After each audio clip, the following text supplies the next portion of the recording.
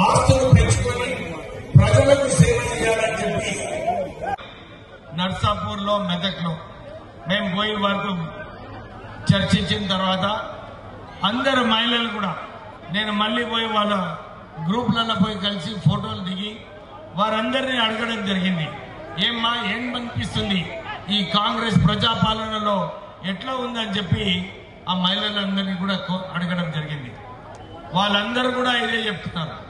Sir చాలా సంతోషంగా ఉంది. ఇప్పుడే రోహిత్ గారు చెప్పినట్టు మాకు గ్యారంటీ కార్డు ప్రకారంగా మనం చూస్తున్నాము. ప్రజలు మొన్న అసెంబ్లీ ఎలక్షన్ లో ఏమి తీర్పు ఇవ్వడం జరిగింది.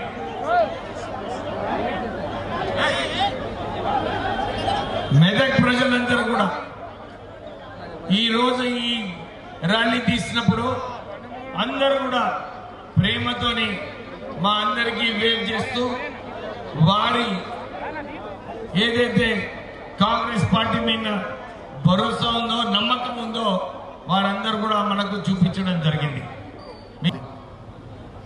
ప్రజల అవసరాలని గుర్తించి ప్రజల ఆశలు ఆకాంక్షలు సన్న బియ్యం తినాలని 1కి 6 కిలోల చొప్పున బియ్యం ఇస్తున్నటువంటి సందర్భం. 1 కాదు 2 కాదు, ఇచ్చిన వాగ్దానం